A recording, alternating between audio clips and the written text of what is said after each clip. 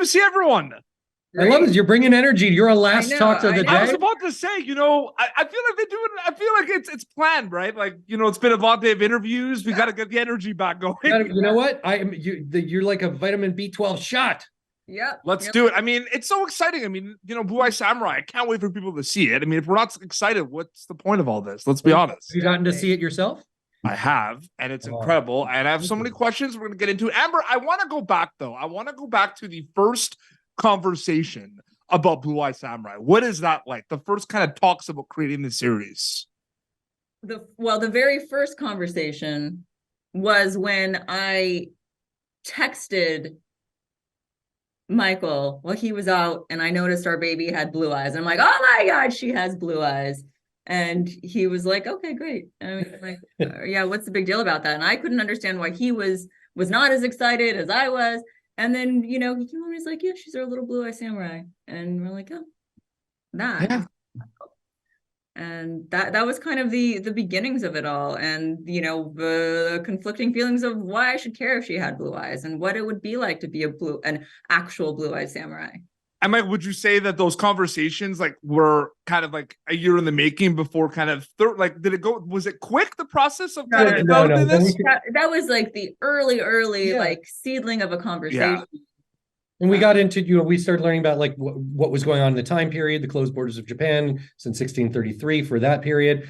And, it would have just created such weird, difficult conditions for anyone who presented as not being homogeneously Asian at the time.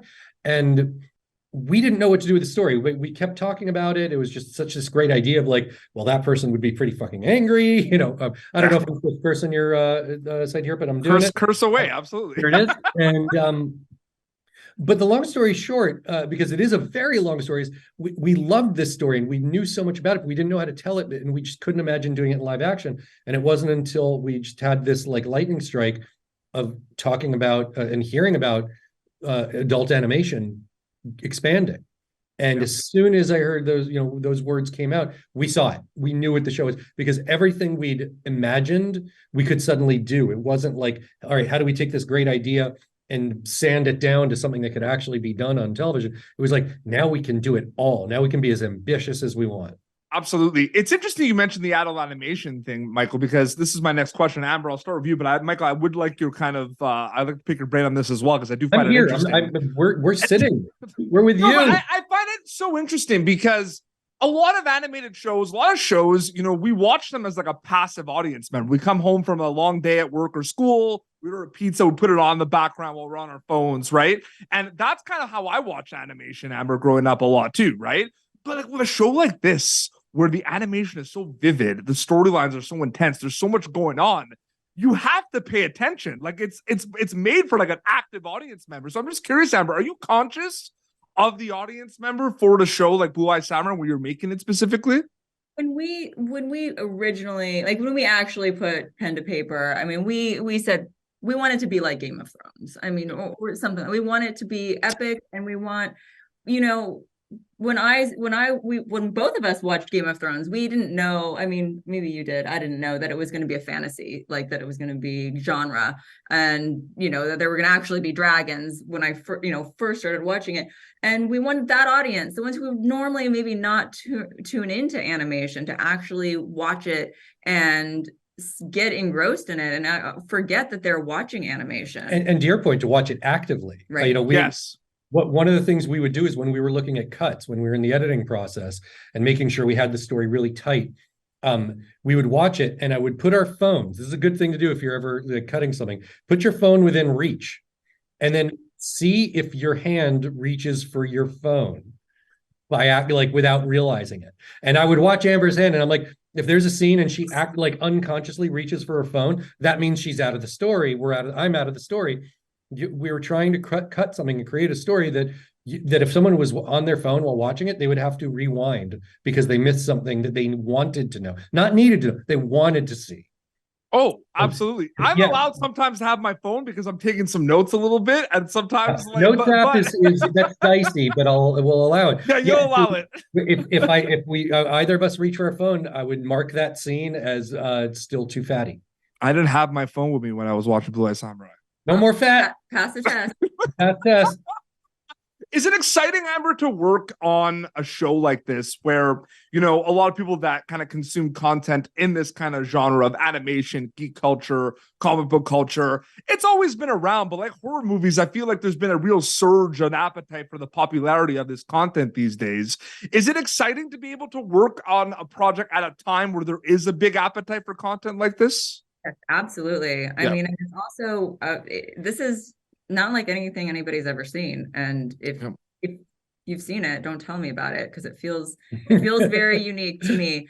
And yeah, I'm so thrilled to be a part of it. I'm hoping that we have super fans. I'm waiting for them. Oh, absolutely. No, it's well, there was, I will say, you know, we do our thing and, like, you know, post the trailers and everything. There's a lot of excitement. That's and good.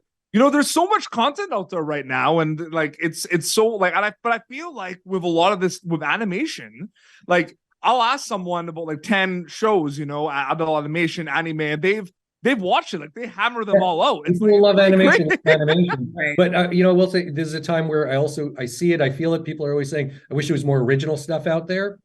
And you know, because I work on a lot of IP stuff, I love it. Yeah. But you know, the real reason there isn't more original stuff is the audience doesn't always turn up because they don't know it. And you know, it's new, and so they haven't heard of it. So we're really hoping that we break through that barrier. People give us a shot, because it'll encourage places like Netflix and beyond to invest more in original, but it'll also give us a chance to keep telling this story, which we'd like to do. That was actually a segue to a question I had specific for you, Michael. So it's almost like you knew a little bit of what I was going to ask on your notes app. I can see you had your phone handy. It's right there on the table. I mean, you know, does the mindset change a little bit, like whether it's working on something like this or whether it's Logan or Jungle Cruise, or is it all storytelling for you? It's all storytelling. You know, when you're working on IP, sometimes you're the custodian of something people have an emotional investment in before. But that's a double-edged sword, because now they have an expectation. So do you want to subvert it, play into it? You have to find what, you know, if it's been done before, what's fresh about it. But it all comes down to character. And you know, in this one, you're walking without a net. You know, you don't know how deep the pool goes. We're working on something original, something that very much came from a personal place. So nothing is easier or harder, but this one really, like, this you know, this one came from home. Amber, what can you tell me about?